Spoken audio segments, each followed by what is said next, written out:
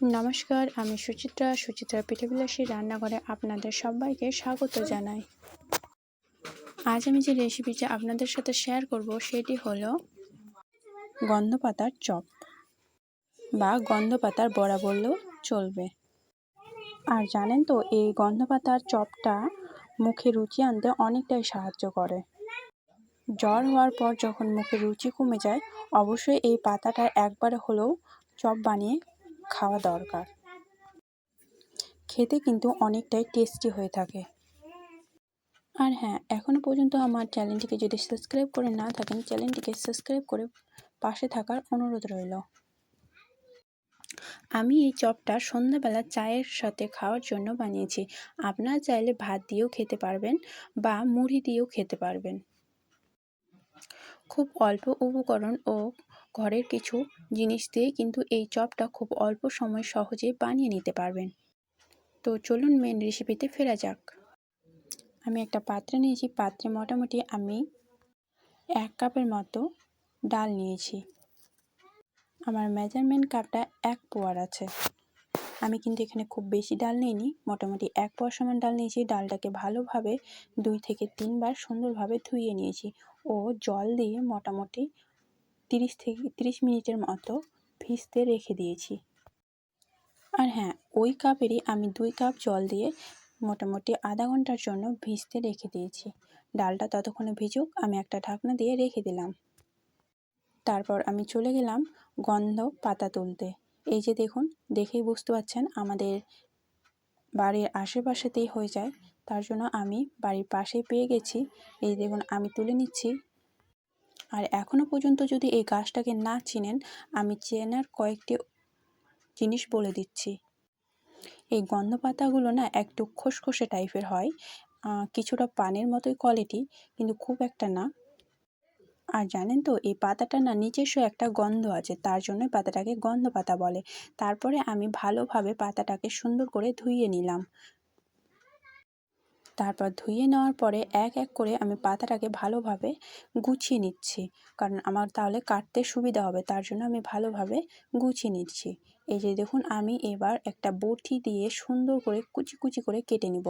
আমি কিন্তু এখানে কোনো বাটাবাটি বা অন্য কোনো কিছু করব না, তার জন্য আমি একটা বটি দিয়ে সুন্দরভাবে খুবই পাতলা পাতলা করে সুন্দর করে কেটে নিলাম। তারপরে একই সাথে আমি পেঁয়াজও কেটে নিলাম। যেহেতু আমার এখানে পেঁয়াজ লাগবে, তার জন্য আমি পেঁয়াজও কিছুটা কেটে নিলাম। তারপর কাটা পাতাগুলো একটা পাত্রে দিয়ে দিলাম ও বাকি জিনিসগুলো একে একে দিয়ে দিব।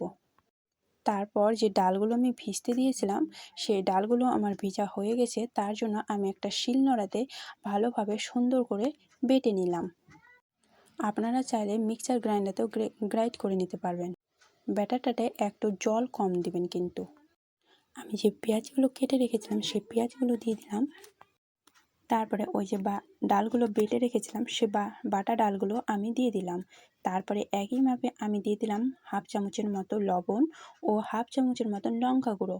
তারপরে আবারও দিয়ে দিলাম 1/2 চামচ হলুদ গুঁড়ো। তারপর দিলাম জিরা ও ধনিয়া গুঁড়ো। এখানে কিন্তু আমি যে গুঁড়োগুলো ব্যবহার করছি সেগুলো ভাজা, মানে ভাজা করে গুঁড়ো করা আছে। তারপর দিয়ে দিলাম 5 ফোড়ন, মৌরি, সবকটাই আমি একই সাথে দিয়ে দিলাম। সবকটা জিনিস দেওয়ার পর আমি ভালোভাবে সবকটাই একই সাথে সুন্দরভাবে মাখিয়ে নিব। এই যে দেখুন, একটু কিন্তু টাইম দিয়ে সুন্দর করে মাখাতে হবে। প্রায় আমি এখানে 2 মিনিটের মতো সুন্দরভাবে ভালো করে হাত দিয়ে মেখে নিচ্ছি। পাতা ও পেঁয়াজগুলো একটু নরম হয়ে আসলেই আমার মাখানো কমপ্লিট হয়ে যাবে। তার কারণে আমি সুন্দরভাবে ভালোভাবে মাখিয়ে নিচ্ছি। এই যে দেখুন, আমার মাখা দেখে বুঝতেই পারছেন যে আমি কেমনভাবে মাখাচ্ছি। এই যে এরকম মুঠা করলে একটা মুঠো বেঁধে আসবে, তখন ভাববেন যে হয়ে গেছে। এই যে দেখুন, আমি কি সুন্দর মুঠা করছি, তো মুঠো বেঁধে আসছে, আমার হয়ে গেছে। তারপর হাতে করে নিয়ে আমি তেলে সুন্দরভাবে ছেড়ে দিলাম। একই রকমভাবে সব কটাই একে একে দিয়ে দিব। দিয়ে দেওয়ার পরে আমি কিছুক্ষণ অপেক্ষা করব। আর হ্যাঁ, আমি কিন্তু এখানে বেশি তেল দেইনি, অল্প তেলে কিন্তু এই যে আমি চপটা বানিয়েছি সেই চপটা ভালো লাগে। এখানে কিন্তু খুব একটা বেশি তেল লাগে না, তার জন্য আমি সামান্য পরিমাণে তেল দিয়েছি। আর আপনারা যারা গ্যাসে বানাবেন তারা কিন্তু মিডিয়াম আঁচে করলেই চলবে। তারপর একই রকমভাবে আমি সবকটা ভালোভাবে সুন্দর করে উলটপালট করে ভালো করে ভেজে নিতে হবে। এই যে দেখুন আমি সবকটায় একটা একটা করে ভালোভাবে উল্টিয়ে দিচ্ছি। সেম টু সেম ধীরে ধীরে উল্টাবেন। খুব তাড়াহুড়া করলে পরে কিন্তু ভেঙে যেতে পারে। তার জন্য আমি ধীরে ধীরে সুন্দরভাবে ভেজে নিলাম। আর যখনই আমার ভাজা কমপ্লিট হয়ে যাবে, একটু কালচে রং মানে ভালোই কালচে রং হয়ে আসবে ও উপরটা কোড়কোড়ে টাইপের হয়ে যাবে। তারপর উঠিয়ে নিলাম। উঠিয়ে নিয়ে সার্ভ করলেই আমাদের গন্ধ পাতার চপ রেডি। তারপর আমি একটা ভাঙিয়ে দেখালাম, দেখুন কত সুন্দর হয়েছে। ভিতরটাও কিন্তু খুব সুন্দরভাবে ভাজা হয়েছে। ওপরটা যেমন মুচমুচে হয়েছে, ভিতরটাও কিন্তু খুব সুন্দর হয়েছে। খেতেও কিন্তু খুব টেস্টি হয়েছে। আর এখনও পর্যন্ত আমার চ্যানেলটিকে যদি সাবস্ক্রাইব না করেন তো চ্যানেলটিকে সাবস্ক্রাইব করে পাশে থাকার অনুরোধ রইল। প্লিজ আমার ভিডিওটি ভালো লাগলে একটি লাইক ও কমেন্ট শেয়ার করে দেবেন। দেখেই বোঝা যাচ্ছে কত সুন্দর হয়েছে।